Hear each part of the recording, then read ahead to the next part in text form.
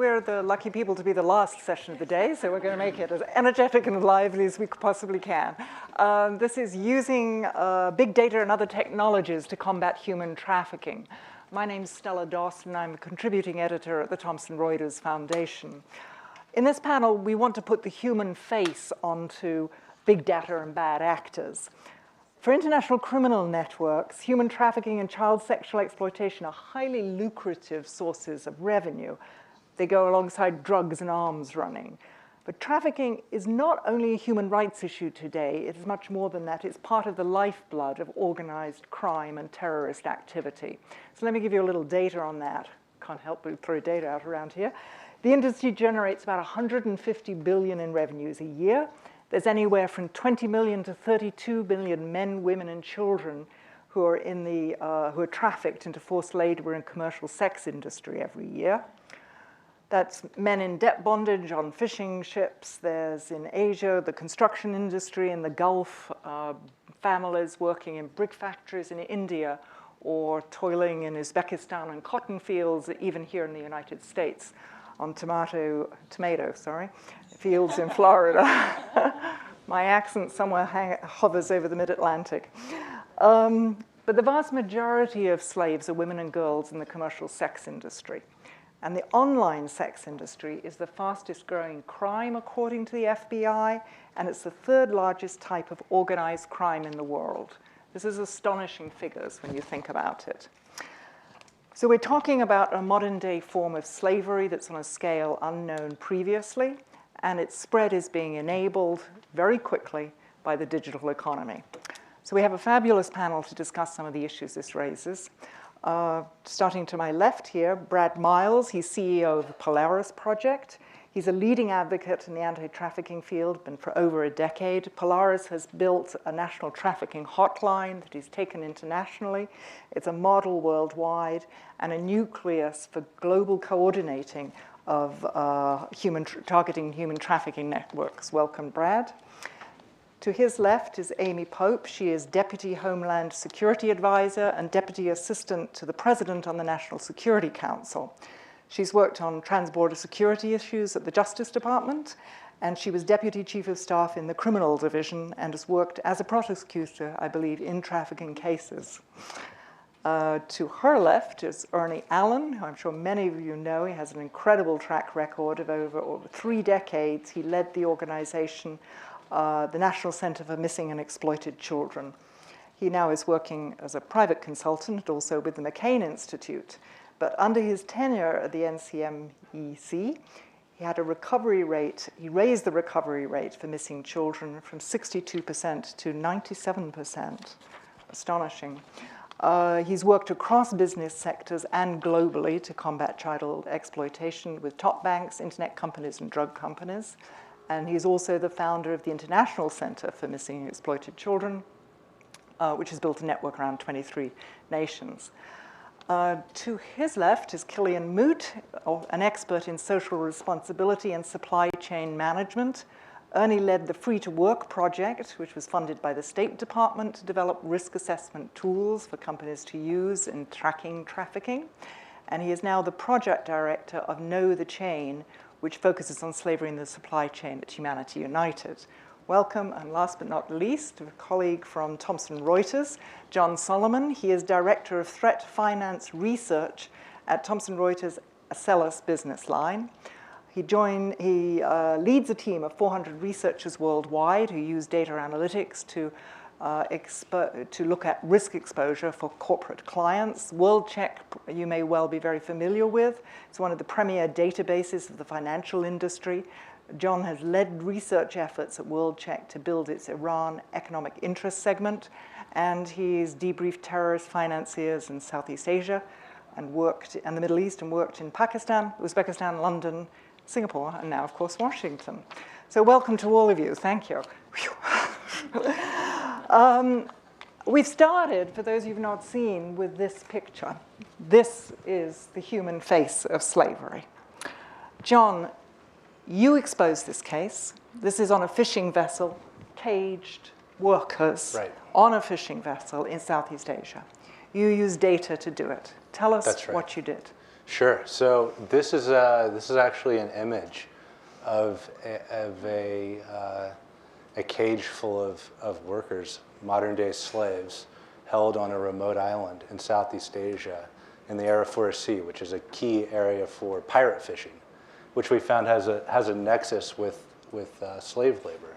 And so we found that through reports on the vessels and reporting on illegal foreign fishermen, that we could track that back to up through the chain to the corporate entities that own those vessels, all the way up to a NASDAQ listed company, onto one of the world's largest supermarkets where the seafood is sold. And so it's just a matter of that local language data mining and data collection, data analysis, and then from there the resolution on the supply chain. You did this all through publicly available data? Yes, well, it wasn't, yes, but it wasn't just us. I mean, we all know on this panel that human trafficking, it's a global issue. The networks that are involved are extremely connected.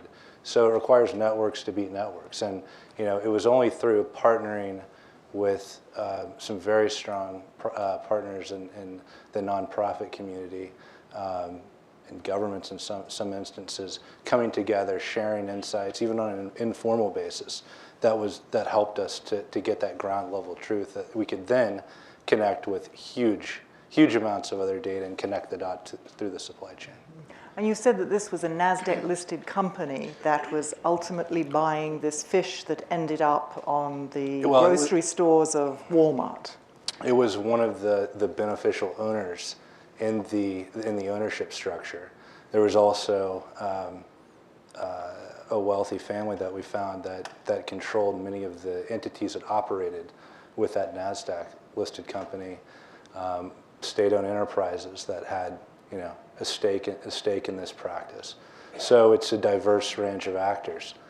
Criminal enterprise that's really makes up the third-party labor brokers that are reported, but there's little detail in those. That's the real node, I think, that is involved with this component. And then there's red flags involved. So the vessels that they have foreign crews, they're fishing in, say, Indonesian waters, yet none of the fishermen are from Indonesia or have papers. In the maritime environment, on a ship, for example, they make their catch and then transship those fish onto refrigerated vessels, and they're out at sea for, say, a year, and these individuals are literally enslaved on ships for that period of time. So those who are at the upper levels of the chain, the Yes. NASDAQ company, the beneficial owners, the state-owned enterprises you mentioned, and ultimately the grocery stores that were selling this fish, what was their level of awareness? What corporate awareness was there? It's a good question. I think there are varying levels of awareness, but it's a very complex network graph, and it was actually too complex to put a slide up here for you. But I think there is some level of awareness, certainly, because but it's shrouded in kind of it's coded by saying didn't have the right passports or didn't have the right papers. But it's, if you want to call it what it is, it's behind that facade is really this, people in cages and remote islands where that's right. Amy, this is a horrendous human rights violation that John, through the good work that he did, has exposed in his work, risk analysis for corporate clients. Explain, why is human trafficking more than a human rights violation? Does it become a national security issue? It is a national security issue. I mean, one of my primary responsibilities is to make sure that our stakeholders within the federal government understand its implications for national security. What we know is that traffickers are using the same routes, the same tools, the same facilitators as all sorts of criminal organizations, whether it's procuring passports or other illegal documents, whether it's going through unregulated border crossings, whether it's feeding money into other cartels or criminal organizations. We know that there is a lot of intersection between these different criminal organizations, and we believe it's our responsibility to try to connect those dots. And so I think the most exciting work that we've seen in terms of big data and how we can uncover the national security implications is really bringing together our federal stakeholders, the traditional law enforcement agencies that maybe do drug trafficking violations and other investigations, with our intelligence community and the people who do human trafficking prosecutions, and look for the links between those different organizations. We have a very exciting pilot we've recently done through our Organized Crime and Drug Enforcement Task Force, and we are seeing those connections come to light. And I think that empowers the law enforcement bodies, intelligence actors, et cetera, to make the connections, to take down the networks, and to go beyond kind of the individual cases, which do matter very much, but to really get to the root causes and to break down the network.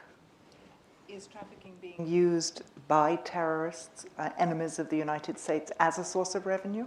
Absolutely. I mean, I think that's what we're all seeing happen with ISIL, for example. I mean, that's probably the hottest example right now in the news. But it's humans are another commodity. I hate to say that, but that's really what's happening, right? Whether it's drugs or humans, they're just another commodity. And so I think what the president has really tried to do, and what our responsibility has been to do, is to make the connection so that people don't just see trafficking as the individual who may be prostituted on the street, but they understand how it feeds into much larger organizations and how it can fund a series of very significant crimes in addition to human trafficking. It's a completely different scale. President Obama in 2012 put trafficking on the agenda, on the national agenda, and he also has required that government contractors take certain steps to make sure that they don't have slavery in their supply chain. Can you tell me how well that initiative is going? So the regulation, putting together the regulation, actually took quite a bit of time, and it was actually published this March. So I think the jury's still out as to how well it's working, and we need to ultimately look at whether the incidents are changing, whether it's driving the market. But his first priority was to make sure that within our own federal government family, that we are taking the best practices to eliminate human trafficking in our supply chain. But ultimately, it has to go well beyond the federal family. What I found most exciting is when we rolled out the federal regulation, we actually convened a group of corporate stakeholders at the White House. And the number of corporate stakeholders who are individually or as private entities taking action to identify how their supply chain functions, to clean up their supply chain, was really inspiring, and I think that's really the direction we need to go.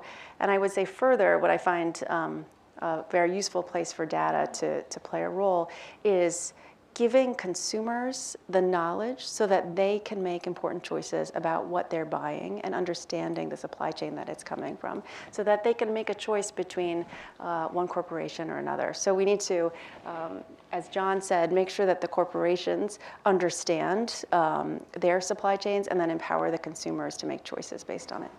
I'd like to come back to the supply chain issue, but first I'd like to turn to Ernie, who has done many decades of work on child sexual exploitation. And when you think back 30 years ago, the biggest threat was the kid being picked up at the shopping mall. The digital economy has massively changed that. Explain. It's changed the whole dynamic of the problem. This is a problem that has or is moving from the streets to the internet. Traffickers, the exploiters, today are using technology for a very basic reason. It's easier, it's less risky, it's more profitable. So our goal has to be to increase the risk and eliminate the profitability. But it's a challenge. It's a challenge particularly because of the digital economy and the advent of internet anonymity. Today, those who engage in these activities can hide behind the anonymity of tools like Tor or the Invisible Internet Project, I2P, leaving no IP address, and collecting payment in unregulated, unbanked virtual currencies. So the challenge is for law enforcement and public policy makers to adapt, because historically law enforcement is the last entity of society to be able to take advantage of these new technologies. We have to change that. Yeah, we heard that a little bit earlier today, that the governments are the last to react. So what progress are you making in these multi-jurisdictional and cross-jurisdictional efforts to bring the best minds together to address the issue? Well, I think the progress has been enormous. I don't suggest that it's anywhere near solved.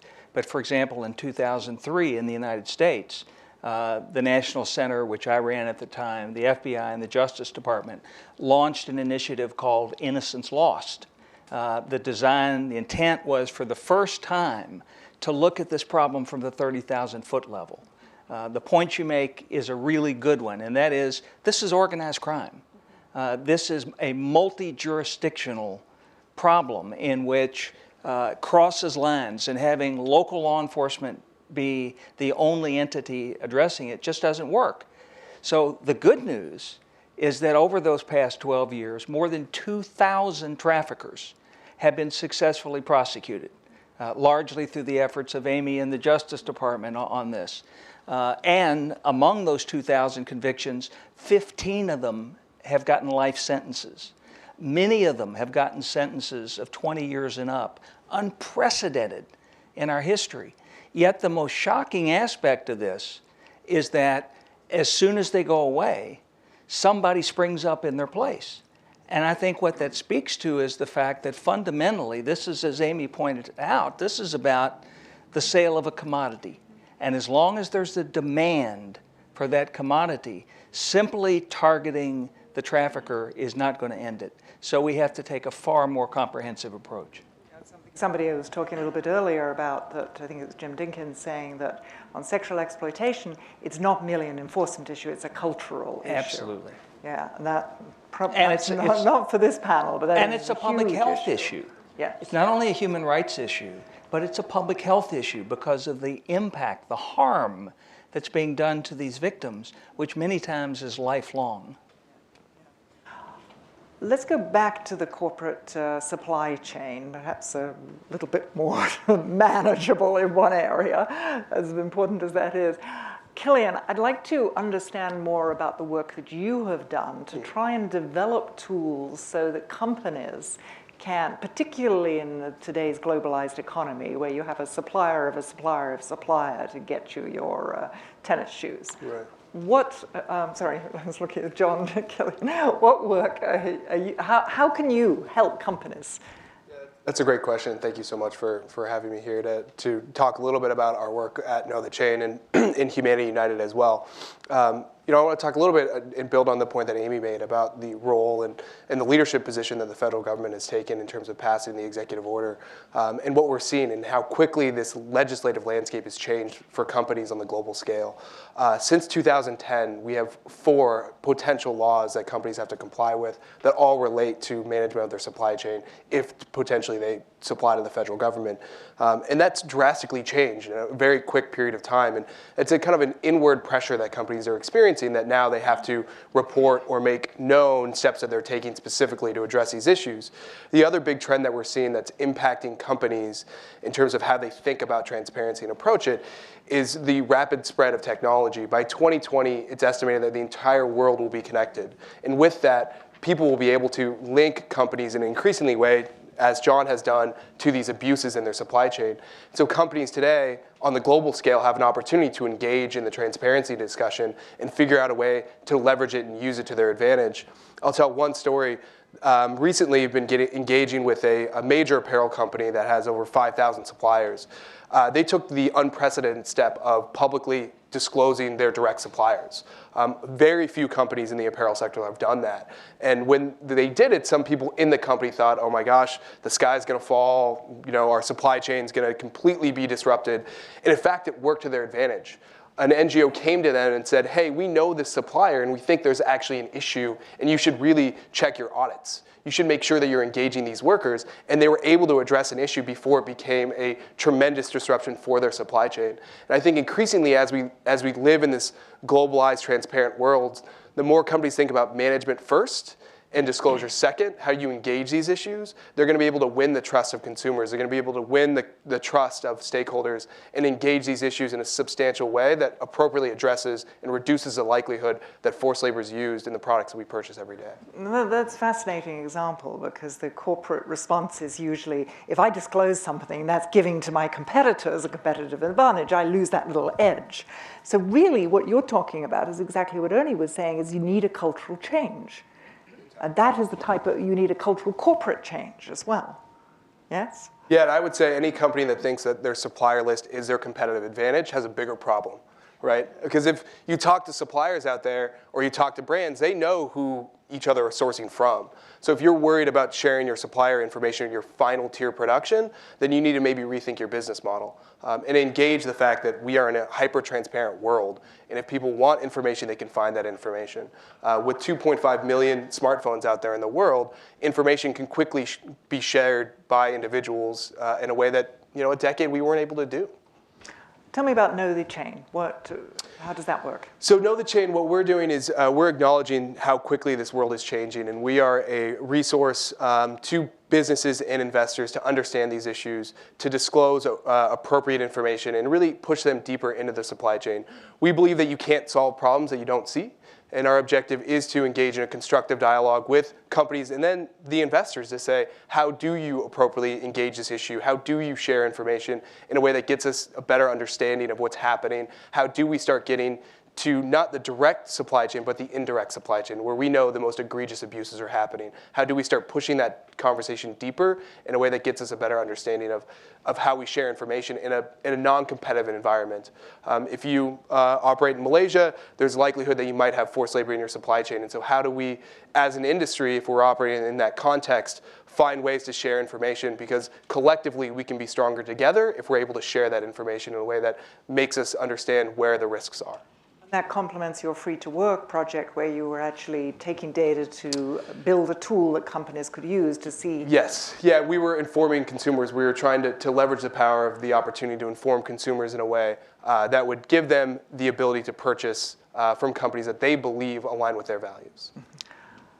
May I bring into the conversation Brad, who's working completely at the other end, the actual front line of where people who need help in a trafficking case will call up Polaris. Brad, talk about your work and tell us how you're using data to be more effective. Sure. So the federal government in 2007 relaunched this concept of the National Human Trafficking Resource Center. And it was meant to be a single memorable number for the country on human trafficking related cases. There had been some feedback from survivors that when they were stuck in this situation, there was too many hotlines. There was information overload. And the pimp is bringing the survivor to these 10 different cities, and each different city you have to memorize a different hotline number. And sometimes maybe you're not comfortable calling 911 because you don't want to get law enforcement involved in your case if you're worried about having already been forced to engage in criminal activity or whatnot. So this feedback from survivors was, we'd like one single memorable number for the country on all human trafficking cases. And NCMEC, which Ernie had built and founded, existed for child sex trafficking and child exploitation cases, but for the broader types of trafficking, labor, adult, and others, there wasn't this consistent hotline. So the federal government launched this hotline, 24/7 hotline. Polaris was chosen to run and operate it. So our mandate, which was similar to NCMEC's mandate, was build a national call center for the country that was connected with all the different entities throughout the United States. It was connected with thousands of nonprofits that could serve victims in different places. It was connected with thousands of law enforcement entities. But the message to survivors was, sometimes in design thinking, you say things should be delightful and ridiculously easy, right? Or whatever they talk about. That's why Uber works. That's why Google works. It's the more delightful it is and the more ridiculously easy it is, the more we're likely to use it. And so we tried to make the hotline delightful and ridiculously easy, which is one number. You could either call it, you could text it, and then that was being blasted to survivors and community members throughout the country. So we began to get flooded with calls over the past 7 years. Thousands of survivors called in from within the trafficking situation. My pimp just fell asleep in the hotel room. I'm now going to sneak into a bathroom and make a phone call. or I'm in a domestic servitude situation and the person that I work for just fell asleep and I'm going to make a phone call quietly. So we're getting all those calls. We operate 24/7. So over the course of about 7 years, we learned about 21,000 cases of human trafficking that for us, we're not able to conclusively say this is a trafficking case. We're not law enforcement. We're not there on the ground. But based on the indicators of violence and threats and deception and the control tactics of traffickers, we could say this sounds like a trafficking case based on what we're hearing on the calls. So we then realized this is an enormous amount of data. This is a centralized source of data to understand the footprint of trafficking throughout the country, and we could begin doing pattern recognition. We could begin looking at link analysis with the data. So when we started operating the hotline, most nonprofits can go on salesforce.com and get the nonprofit starter pack, and you could get 10 free licenses of Salesforce, and you could build your own CRM system. And Salesforce operates that and offers that to every hotline, every nonprofit in the world, essentially. So we built our own CRM system using Salesforce. So every hotline call, we're recording up to 130 variables in a Salesforce system. So we now have these 120,000 records that are well-built records in Salesforce. And then got in touch with Palantir, and Palantir said that's a great data set that you can begin analyzing and using in different ways. And so now through the combination of Salesforce and Palantir, we're essentially looking at that data as the data is coming in. So part of the purpose of the hotline is actually working the individual cases. This case comes in, it needs an individual response on the ground with hyper-local actors in the area. So we've built out these protocols, about 250 protocols with different local areas across the country of if the call comes in from this part of the country, here's how you work it. And here are the right agents and the right law enforcement and the right nonprofits to work that case. But meanwhile, we're also analyzing the data to understand patterns. So we looked at the 21,000 trafficking cases and we saw basically 25 distinct types of trafficking that exist in modern America. And pretty much any call that comes into the hotline that describes a type of trafficking can fit into that typology of those 25 types. This is a case of a strip club controlled by Eastern European organized crime, fits into that bucket. This is a case of interfamilial pimping where a parent is pimping out their own child. As awful as that is, there are examples of that. And so that fits into that bucket. And so now we're thinking about these 25 distinct types. What can be done about those 25 types to begin to really get to dismantling and disrupting and doing what Ernie described, which is increase the risk and decrease the profit. But in order to get to that point, you can't fight trafficking with one silver bullet all at once, writ large. That's not what the crime looks like. It's this incredibly diverse mosaic of different types of criminal activity, all being called human trafficking. So you have to tease it out and fight it piece by piece. And so we've been able to see that with the national hotline with these 25 types and the data that's calling in and the data that we're seeing with the calls that we're working. So it's kind of a dual purpose to the hotline. So how do you, in the government, take the type of data that Brad has been able to collect at Polaris and make it actionable? So I will tell you that's an ongoing project, right? So we're working with folks like Brad and folks like Killian for a couple of different purposes. One is how can we feed that information to law enforcement when it's appropriate? And how can we feed the information that law enforcement has out to our foreign partners, for example, so that they can take action? And how can we connect the dots, right? So I think another exciting tool that I've seen in action is one that's created by DARPA, which basically will crawl the web, the dark web as well as kind of your traditional web, and make the connections between, we know that there's this call happening, locally in Minnesota or Indianapolis or wherever, and we see a connection from that particular case over here in Thailand, or we see, just building the links between sources and the crime itself. And that allows us to be most effective and most strategic as we're engaging, whether it's diplomatically, whether it's in terms of law enforcement, whether it's with our foreign partners. But as Brad said, you have to take this on so many different levels. protocols, because it's the only way for us to be effective. And I will tell you, there's still a lot of work that needs to be done. I don't think we as the US government, I'm not sure that we as the panel here today can speak expertly about the scope of the problem. I think we all see parts of the problem, but the nature of the crime is that it's underground, right? And the resources that we've historically developed or that we've used for this particular crime have not equaled the resources that we use to counter terrorism, for example, or even counter narcotics. And so I think our task in front of us is to use the lessons from those other disciplines and export it into what we're doing on trafficking so that we better understand the scope of the problem. Ernie, take us a little bit deeper into that scope of the problem. You've seen child sexual exploitation move into the dark web. Well, one of the things that Amy says is exactly right, and that is one of the challenges is that there really are no real, meaningful, measurable data. Yes. We can't really quantify the problem. I think all of us think it is huge and enormous. As it relates to the dark web, as you know, I'm doing some work for the British government on this, and a university in the UK just did some research on pedophile websites on the dark web. What they found is that pedophile websites only accounted for 2% of the total sites on the dark web, but their estimate is that it accounts for 80% of the traffic.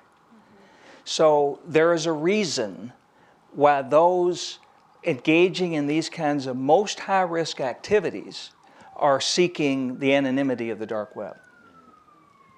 There's a problem, though, and I want to broaden this a little bit to talk about finding better tools and technologies to tackle the problem. When the mastermind behind Silk Road, when that site was brought down in 2013, within months there was a replacement site up. Right. Similarly, when the Hacktivist Collective Anonymous shut down the child porn site Lolita, the same thing happened. It was back up and running, 15,000 members, and over 1.3 million child porn images were up. Yeah. So clearly, cracking down, going for the bad actors, using all your data tools to find them in the first place and then getting them is just a pinprick. It's scarcely a wave. What tools, technologies, techniques do you need to be better at this? Well, context-wise, when we began, I had the honor of co-chairing a task force on this with Steve Rubley of Thomson Reuters, and Thomson Reuters has been an extraordinary leader in this fight. When we began that effort, one of the first things we did was talk to law enforcement leaders around the world, from some of the most respected, most sophisticated entities. My question was, how do you investigate this kind of activity on the dark web? And they responded in two ways. One, infiltration. That's what law enforcement does, but we know that infiltration is expensive, time-consuming, and usually ineffective. And the second technique was to wait for the offender to make a mistake, to connect, for example, from a Tor IP to a non-Tor IP and leave a trail. And my not very politic response was, it sounds to me like we're catching the really dumb ones, not the sophisticated organized criminals who represent the greatest threat.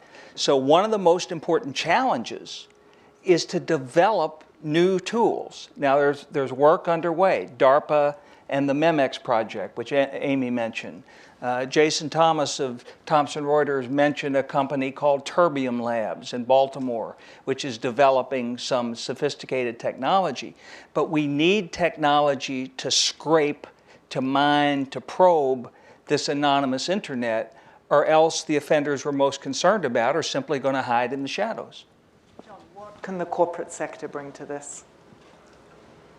Well, I think the corporate sector can bring a lot, I mean, just a lot of expertise, a lot of resources, a lot of computing power to be a critical component in any system to get resolution on the dark web. I mean, back to, maybe this earlier case, we have, I'm very privileged to work with some incredibly smart people. I mean, PhDs from MIT in a variety of subjects who are able to crunch data together. Then it's also working with other organizations. I mean, you mentioned Christopher White's work with the MEMEX project is brilliant. And really, That's the way of the information age and the internet. You have to connect with other components of expertise, other capabilities in order to build really a comprehensive system. Let me get a little bit more specific. What are we talking about? Do we need more public-private partnerships cooperating? Do we need multi-stakeholder frameworks? What's the path forward here? Where are we failing? Where can we get better? Killian. I've just been thinking about Brad's great metaphor of this being a tapestry, and I think this similarly applies to solutions. We need a broad tapestry to address this problem. Yes, we need more stakeholder engagement, more MSIs, multiple multi-stakeholder engagements, or opportunities for companies to come together in a pre-competitive conversation to get deeper into their supply chain. And technology is great, and we can utilize technology, but there's also something fundamental that we need to do. And from a supply chain perspective, that's engaged directly with the workers. They're the ones that are going to give us a sense of where the risks are. And if we can establish that as a kind of business practice of engaging more directly with the workers, if you're doing a social audit, utilizing worker voice communication technology, making sure that you have the appropriate risk factors identified and informed by the workers themselves, I think we can meld that offline and online technology effectively to be better at addressing these problems. This is very interesting. This is like crowdsourcing the information. There's a couple of technologies, LaborLink, Labor Voices. Yeah, LaborLink, Labor Voices for worker communication. There's also platforms, and that's kind of a brand to What are they, like apps you put in your smartphone? They're kind of, and you yeah, just text to voice, allow for a worker to communicate directly with a third party outside. But there's also technology being developed that allows for workers to communicate directly with each other. It's kind of like a Yelp or a TripAdvisor for individuals that are entering into the labor migration work stream to make sure that if they're going through a labor broker, how is that labor broker? Are they potentially putting themselves at risk? There's also ways that you can source social sentiment through things like Ulula or True Value that gives you a sense of what does a general risk look like? What are people saying out there in social media about this area? Are there risks that you should be aware of? So those types of opportunities do exist, and we need to harness them to a greater degree. Yeah, good. Virtual currencies. This is another very difficult area linked to the dark web. Are they becoming an important part of the trafficking process? And is there any different way it needs to be addressed from how virtual currencies are being addressed in general? Well, I mean, my thought, first of all, by way of context, I think virtual currencies are a good thing. I think they're going to help bring financial inclusion to the 2.5 billion people on the planet today without access to banks and credit cards. The challenge is the unintended consequences. And there is no question that the kinds of offenders we're talking about are increasingly moving to virtual currencies because they're unregulated, unbanked, and at least what's called pseudo-anonymous. There is, for example, with Bitcoin, there is a blockchain so that all transactions are transparent, but it's very difficult for law enforcement to go to that transaction to a real human being. So there again, techniques are emerging. Our view and the recommendation... Just to be clear, they're being used to purchase sex as well as to transfer money between Yes. the traffickers or organized crime elements. Is it at both levels? Yes, on both. Now, using virtual currencies, the criminal enterprise sacrifices a little speed, and they sacrifice a little bit of customer loyalty because it's an anonymous transaction. So in our view, and I know the view of federal law enforcement with whom I've spoken, is the most serious offenders who are the most directly involved in the enterprise or engaging in this kind of activity. The recommendation that our task force, Steve and I co-chaired, came up with was basically that what we don't need to do is impose draconian regulation. What we need to do is persuade countries to enforce the existing money transmitter law, because at some point, every one of these criminal enterprises is going to want to trade their Bitcoin for dollars or euros or pounds or yen. So if we can focus on that exchange level where that money happens. And the US has done that via FinCEN. Canada has done that through FinTrack. Most of the rest of the world has yet to do it. So the challenge is these crimes, these transactions do not move nation to nation. They move network to network. So this is a challenge we have to look at in a very different way.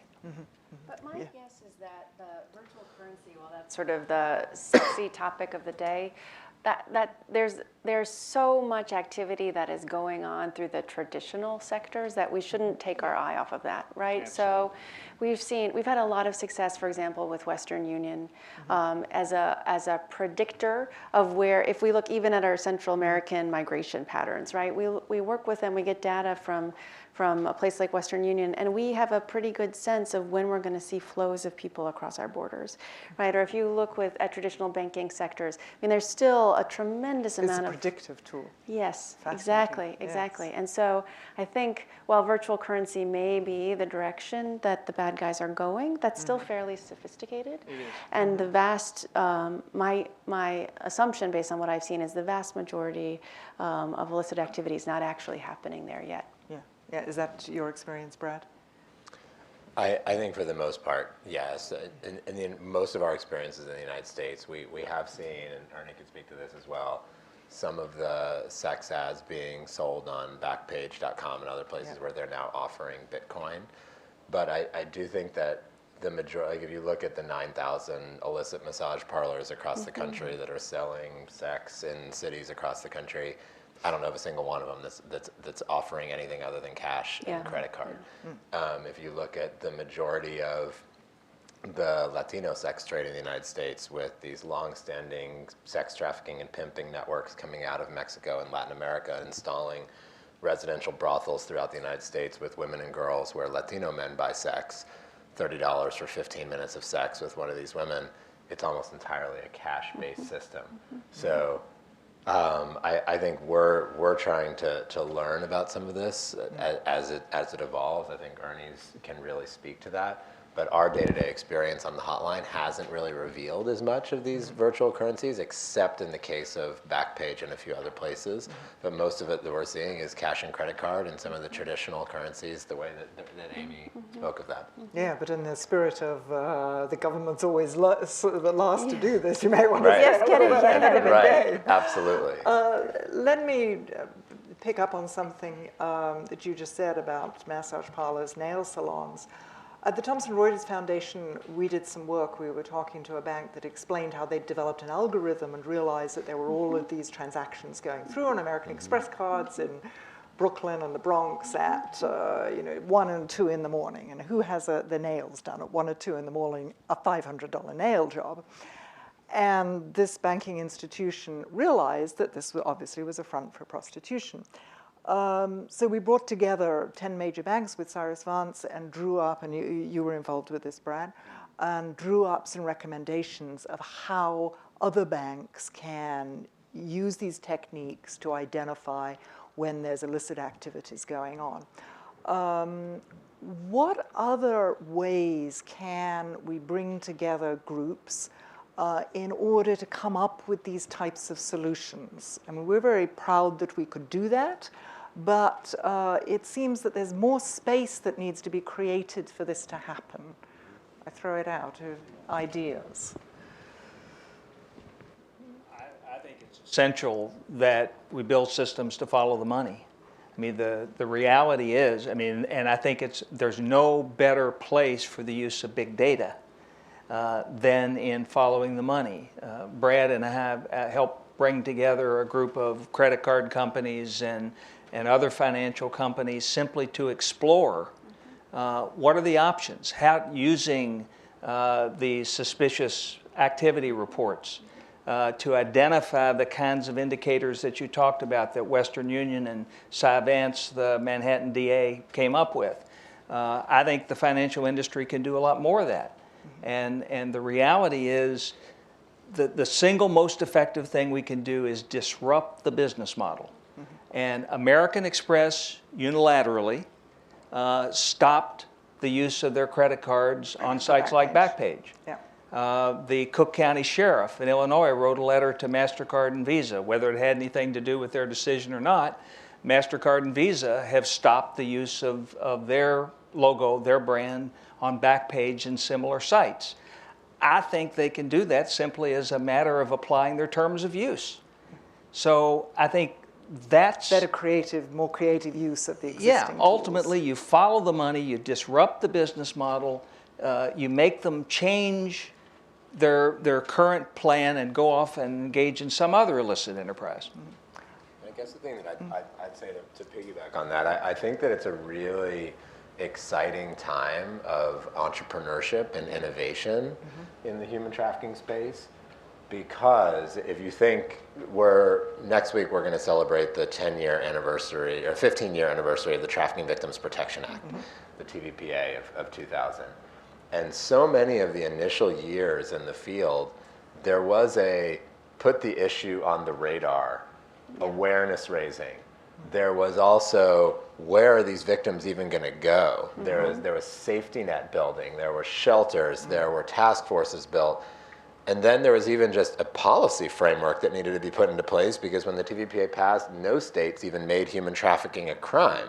So they were using kidnapping and pimping and abduction and these other types of crimes. And so for the past 15 years, there's been a lot of foundation laying that's happened. So now we have a stronger policy framework in place. We have a stronger safety net in place with service providers and places where victims can go. And I think awareness has been majorly raised with the level of media and teaching this in schools and colleges. But we haven't gotten to the level of disruption that we're looking towards, even with the 2,000 arrests on the innocence lost. And even with, and so I think everybody in the field is really in this stage of, how do we build off the foundation and turn towards disruption and actually get to the place where the criminal businesses feel their risk increase and their profits decrease? So there's all this new innovation happening in the field. There's new tools, there's new big data tools, there's new tools like Know the Chain, there's new actors entering the field, and everybody's looking for this goal of getting beyond a victim response and working downstream and getting actually to strike at the heart of the criminal dynamics that's leading to this.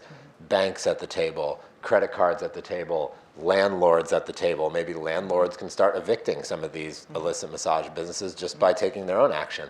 So that's kind of where we are as a field, is this entrepreneurship and innovation to get to disruption. And I think all of these are examples of that, which is incredibly exciting. So you've got to get much more business engagement at this. Yes, Kelly. And I would agree wholeheartedly with Brad. And at Humanity United, we're proud to partner with the White House on the Partnership for Freedom. And actually next week, we are launching the second challenge, which is Rethink Supply Chains, on this exact topic, to really foster more innovation, more entrepreneurship on the issue around supply chain issues, whether that be traceability, worker voice, or the issues with labor migration these days. So we're launching that in a sense to encourage more entrepreneurs to enter the space and capitalize on, to Brad's point, where we're currently at in the field.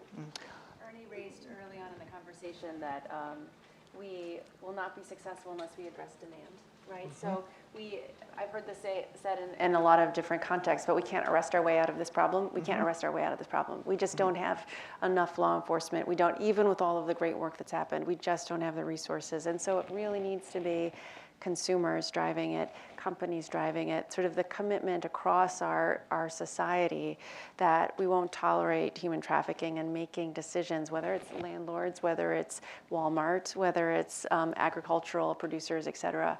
And I think that's where we're going to be most successful, and I think that's where we as an administration are looking for partnerships. Before we open it to questions, I want to just take a quick look at rules and regulations. We have anti-money laundering rules, we have counter-terrorist financing, we have anti-bribery laws. All of these can be used in the trafficking field.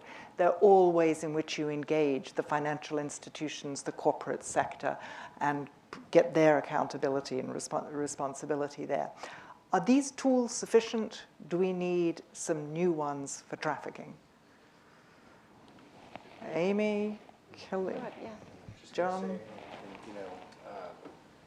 My years of experience looking at the issues of countering the financing of terrorism, anti-money laundering, it's that regulatory catalyst that has a focus that really accelerates, the elevation of an issue like this becoming an issue, a mandatory issue for the global financial community. We've mentioned many banks, many payment processors, many organizations care a lot about this and are taking real action. But I think it's that level of that higher level of regulatory focus, enforcement that really signals globally. That's what gets it onto which I think underscores the border, into the border. This is a global issue. And these groups are very organized, they're behind much of this activity, and they're able to conduct jurisdictional arbitrage, use countries, and the way countries don't work very well together. There's different laws between them, and so using that kind of approach, they're able to circumvent some of these other regulations that are in place are not that great at maybe attacking the problem. Killian, I think there are some new tools that are needed. There's legislation pending in Congress, for example, that would replicate the California supply chain law and would require, companies are really reluctant to engage in this because they're convinced it'll cost them a lot of money and increase their liability. Yeah. So I think they need some help. Yeah. Killian, you've seen an increase in the amount of requirements placed upon companies. Yeah, I mean, not just in the United States, but you internationally. Yeah, London. I mean, increasingly too, you have an EU executive order, similarly to what we saw in the U.S., where you have to disclose by 2017 on broad ESG, environmental, social, and governance. And so this conversation around regulated or legal disclosure in terms of how you manage your supply chain is coming, and that is having an inward pressure on companies. And it's also a real cost. You had Apple reimbursing earlier this year $21 million of fraudulent fees that were charged to workers who had been recruited. That's a real cost. Yes, Apple can afford it, but it's a real cost that I think a lot of these companies are waking up to the reality that these are issues that they have to take serious, and if they don't, and they don't change their management practices, they don't think about how, when they give a sourcing agreement to a contractor, if they can fulfill that, what might happen, it's going to be something that they directly impacts them financially, whether it's through lawsuits or civil litigation or whatever it is. It's something that they are beginning to wake up to and take seriously. Great. Let me open it to questions from the audience. There's a gentleman over here with his hand raised. Do we have somebody with a mic? Whoops. Hi, my name is Matthew Bauer. I'm a student at Towson University, proud former intern of TRSS. I was also an intern at the National Consortium for the Study of Terrorism and Responses to Terrorism, called START, long acronym. But that was at the University of Maryland, and I worked on a project there, a DoD project called PIT, Project on Illicit Trafficking. Part of what I had to do was to profile different transnational criminal organizations, fungible resources, group hierarchy, things like that. And when I came across some of them that engaged in human trafficking, I saw this, distinction between different types of human trafficking that I don't really see is identified in talking about it. What I mean is the human trafficking that is, specifically for the use of sexual exploitation, domestic servitude, or forced manual labor, rather than, migrant smuggling, which is, the voluntary, people trying to get across, state lines or being smuggled into a country that is from, an upfront fee. So what I was wondering is, do you see that transnational criminal organizations whom engage in the type of human trafficking, like sexual exploitation, domestic servitude, and forced manual labor, also engage in migrant smuggling, utilizing the same trafficking networks, the same methods, but as like a different source of revenue that comes up front from the individual who's volunteering to be smuggled? And how does the voluntary nature of trafficked persons for the purpose of migrant smuggling complicate the detection and mitigation measures that are taken for forced trafficking for sexual exploitation? That might be for you, Amy. The complicated. The lines are a little bit blurry, is what I'd say. I'd say that we do know that whether people are being moved for forced labor, or whether they're being moved because they want to escape a particularly bad situation or look for a better opportunity, doesn't always matter to the people who are moving them, right? So they'll use the same, as I said earlier, document facilitators or smuggling routes, or pay off the same cartels along the way. I think often you'll see the difference once people arrive in the United States, right? And so what happens, speaking from the United States point of view, and so what happens here may not necessarily be what happens along the way. And so I say we look at all of it, right? So we have the Human Smuggling and Trafficking Center, which was created by legislation, and to be frank, that's been an organization within the government that we've really struggled to make work.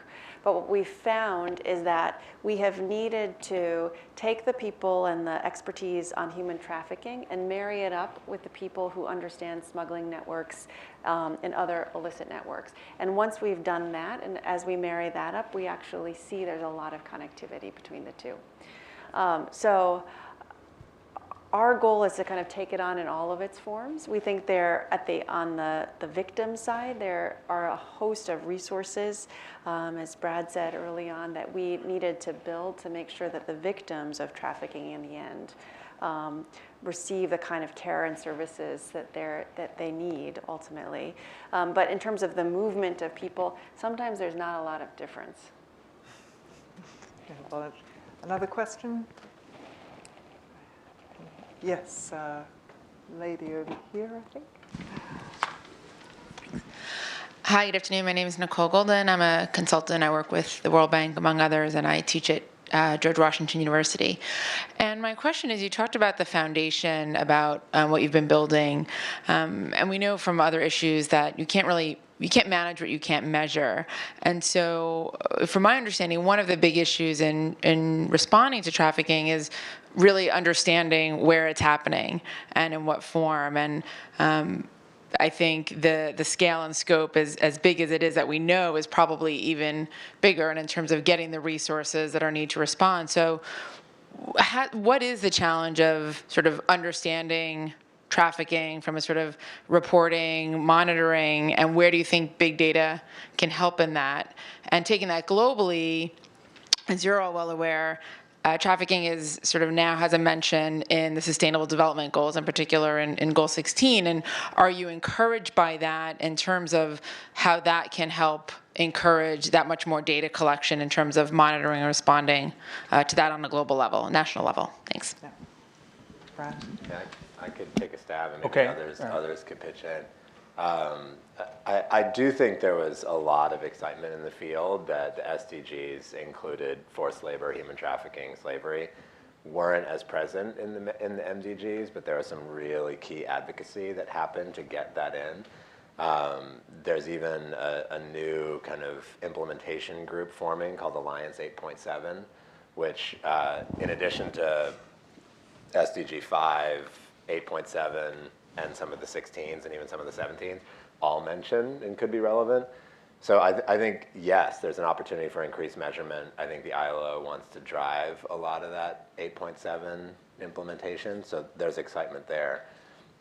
I think in the US specifically, where I'm most familiar working, and Ernie referenced this earlier, there hasn't really been a single comprehensive, all forms, multi-year study of the prevalence of human trafficking in the United States. It just hasn't happened. Different people have taken different stabs at it. They've looked at the cross-border flow, which only counts the migrant trafficking but doesn't count the US citizen trafficking of internal victims. They've looked on the sex side but haven't looked as in-depth on the labor side. There's been some work done within the government with the HSTC and others, but that was government-only work. And so the field doesn't have a collective number that everybody in the field uses to say trafficking is 670,000 people in America. The Global Slavery Index did come out, which this Australian philanthropist, Andrew Forrest, and his group Walk Free has started to put out around the world, puts the US number at 65,000 per year. Personally, I think that's quite low. That next GSI will come out in April 2016, where they'll have a new revised number. But I think we're hungry for a baseline, because we keep getting asked, is it going up or is it going down? But without the baseline, it's hard to really say that. And then you have critics of the anti-trafficking field and the naysayers and others who are professors and others that kind of make their career on saying that's a load of BS. But I think it's easy to shout from the sidelines and not actually be in the fight. I find some of those, even the Washington Post fact checker with the Pinocchios and whatever else, I think it's pointing out certain weaknesses in the field, but it's not actually getting to the core of the problem, which is we do have a ginormous problem, a huge problem. We've heard about 21,000 cases, and we think the hotline is just the tip of the iceberg. I think the number is easily in the hundreds of thousands. And even though there are data problems, I'd rather not use the data problems as an excuse to say that there's not a problem, but as an excuse to say that was just an earlier stage in the field and we haven't gotten to the point where we really need to get to. We're going to get to a point where there's a comprehensive study in the United States and around the world. We're going to have a much better grasp of the issue. The SDGs are going to help us get there. And then we could really measure from year to year, is trafficking going down and are we dismantling it? That's the future of the field. The data will get better over time. But until we get that multi-year study, all forms in the United States, sex, labor, men, women, migrants, US citizens, all different types of documented status, we won't have that number yet. And that's a challenge and a weakness of the field still. Yeah. No, I just want to comment briefly. One, I think Brad's exactly right. Not only do we need data, we need common definitions. So what you count counts. The second thing that I think is very encouraging is 8.7 in the SDGs and 16.2 on violence against children. The big challenge we face with this issue, and I can't validate the source of the numbers, but the commonly cited number is that the human trafficking industry in the world today is a $150 billion a year industry. The total government appropriations from all governments to attack that problem is 120 million. $150 billion industry, 120 million response. It's not going to work. It's not going to happen. One of the challenges is, in the wake of the UN SDGs, is there's suddenly a lot of momentum to raise a lot of money for a lot of different things. And that could create confusion and conflict. I'm not sure how much money is out there for these purposes. One of the things I'm excited about that Humanity United is involved in, and I've been helping in a little bit, is there is legislation before Congress out of the Foreign Relations Committee to create an End Modern Slavery initiative, which would propose to generate about $1.5 billion to address this problem globally. So I think the potential is enormous right now. Brad is exactly right. There's greater interest than ever before.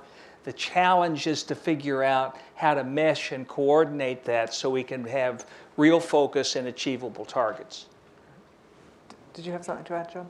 I would just echo everything that was said, but also just add, I'm really excited about this piece of work we just completed. It's by no means definitive, proof of concept, but working with the NGO community, partnering with Verite and Liberty Asia and others, we were able to compile a data set, tens of thousands of records of incidents of human trafficking from 2000 to present.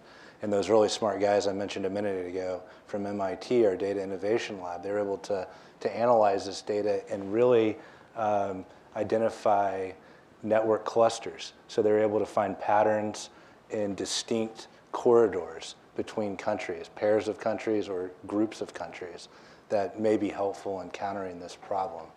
And also identifying a relatively small group of overarching networks involved. So it's promising to the extent that, I think there's a ton of potential there. Do I have any questions over here? Yes.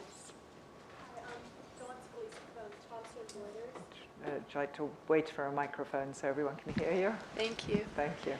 So obviously we're dealing with the international phenomena, and I was just wondering if it would be possible to characterize the degree of cooperation the United States has been able to forge with foreign countries from which many of the victims originate, and what more do you think could be done to try to forge improved international cooperation to combat the problem?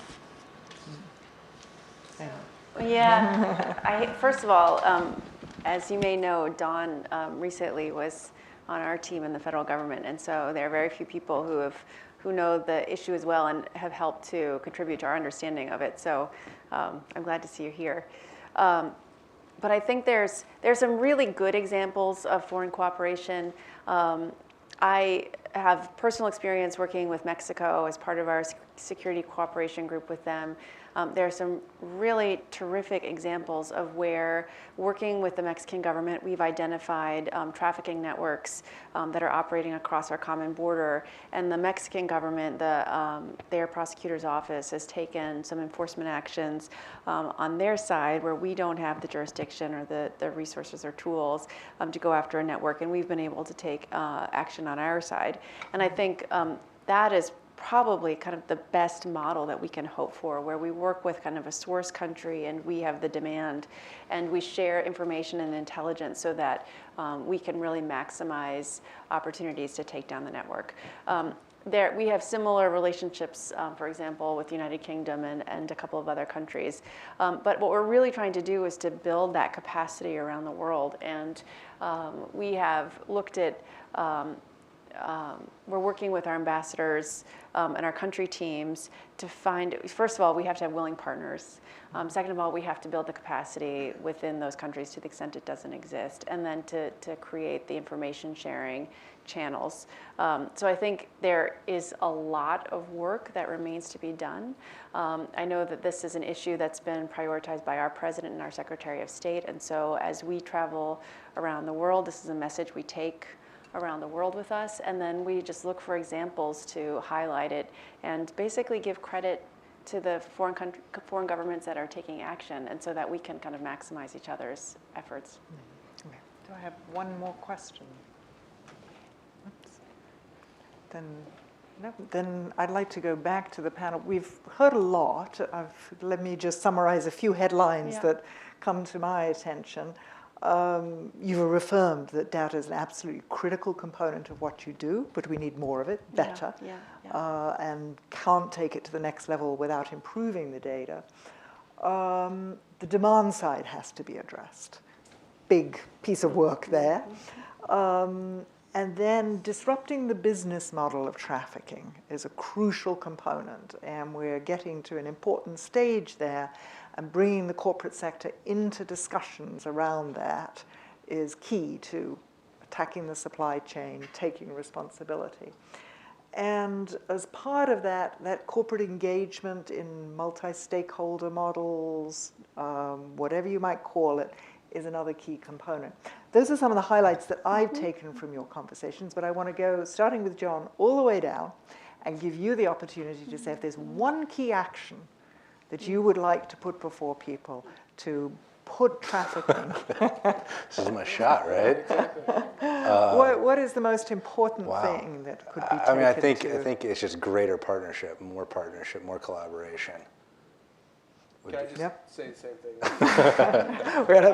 This was not pre-planned. My California optimism is going to come out here a little bit. And I think what Brad said earlier about where we've come in the past 15 years and this opportunity for more entrepreneurship, more innovation, we've gotten there because of the hard work that we've done to get here. And I think it's a really great opportunity for us to continue to lead. And I would encourage anybody to take a look at Partnership for Freedom, another great example of a type of partnership in which we're hoping to spur more innovation and thinking around how to rethink supply chains to make sure that they are respecting people and serving us the goods that we buy every day. Ernie. I'd like to talk about something completely different, and that is the theme of this meeting today is big data, bad actors. And I think data, the use of data, the analytical use of data, the targeted use of analytical data is absolutely essential if we're going to deal with this. The kind of work that Brad is doing with Google and Palantir, the kind of work that Thomson Reuters Special Services does. The big challenge that I see in this time of controversy over the use of data is that I think it has to be targeted.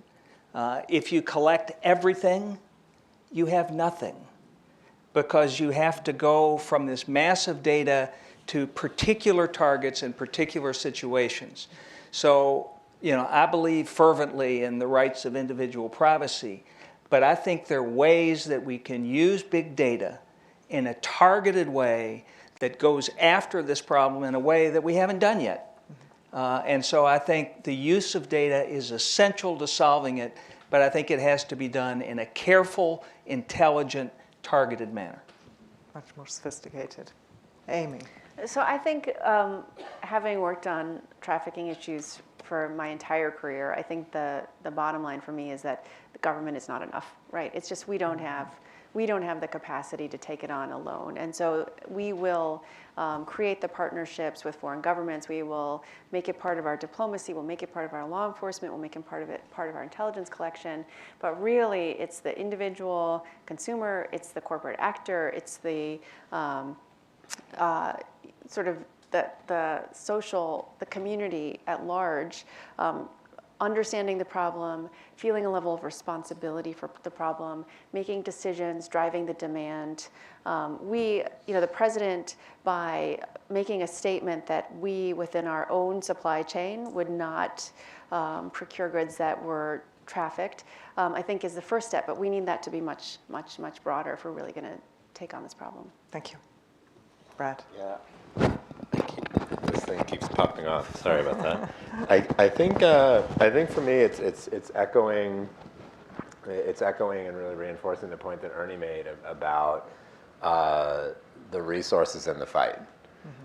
There's about to be a presidential campaign that happens within the trafficking field that's calling on the presidential candidates to make a massive increase in the investment of resources going to fight this issue, akin to what happened with PEPFAR and HIV/AIDS, where the investment increased into the billions. And so there has been a theme in the trafficking field of when is going to be that PEPFAR moment of getting out of the millions into the billions, so that this is much more of a proportional fight.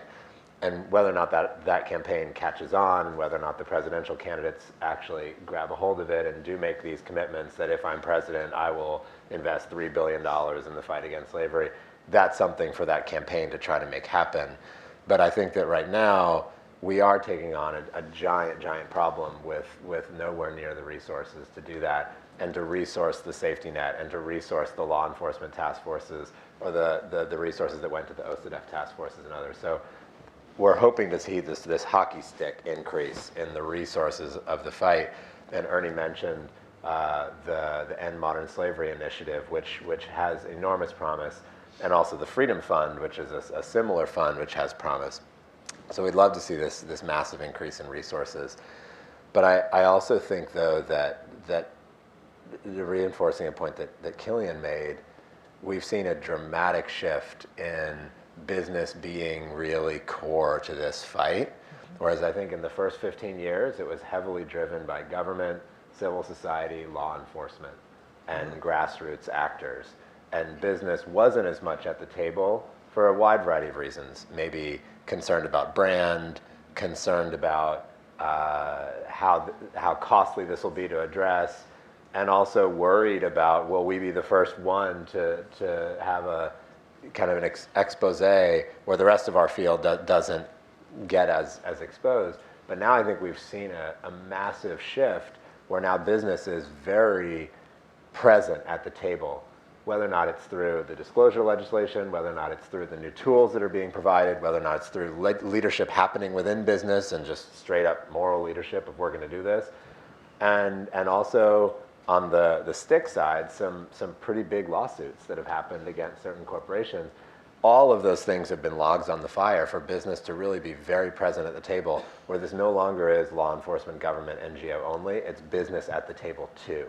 And I think that's a huge shift in the field with enormous promise, because now you have the reach and the spend of those companies that can play a role.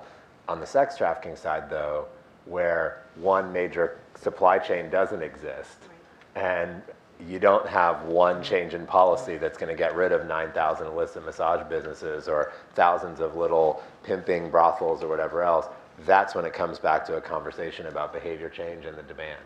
because as long as there is a giant demand of lots and lots of people paying for sex, whether or not they don't think they're paying for little kids or they don't think they're paying for slaves, they think they're just paying for innocuous, voluntary commercial sex. What they don't realize is that they're actually driving the profit incentive of those traffickers.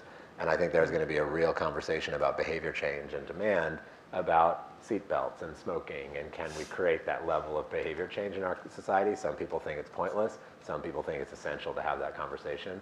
But I happen to be one of the people that think it's essential to have that conversation on the demand side for the sex side.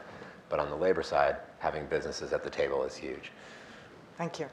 Thank you. This has been a fabulous panel to put the human face on the issues of big data and bad actors. I thank you for participating. I thank all of you in the audience, and particularly to Thomson Reuters and the Atlantic Council for hosting this fascinating day that's brought so many very interesting issues to light. Please do join us. We're going to step outside for cocktails, and thank you so much for a most interesting day. Thank you.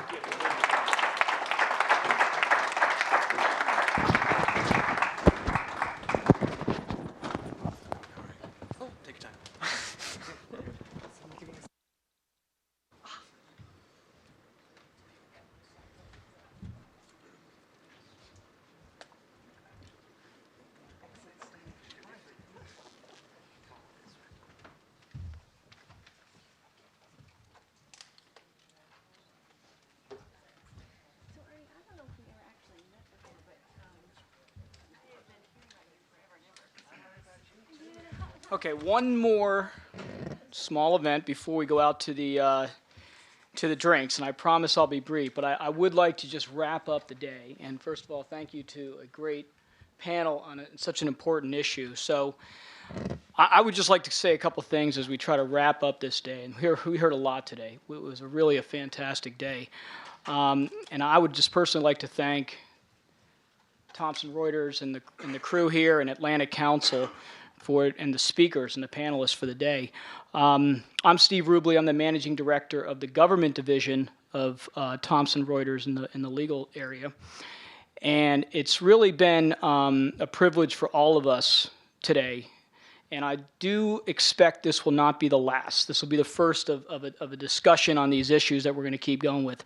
So let's just kind of wrap up the day. We first started with the vital policy discussion and how restrictive data flows are hindering companies from trying to do the right thing and mandate the work to prevent money laundering and other illicit activity. And this is really interesting. You have these compliance rules, right? You have these laws of the localization of data, and so it really makes it hard to effectively carry out the mandates when some of the policies and the laws don't actually match up with what the mandates are.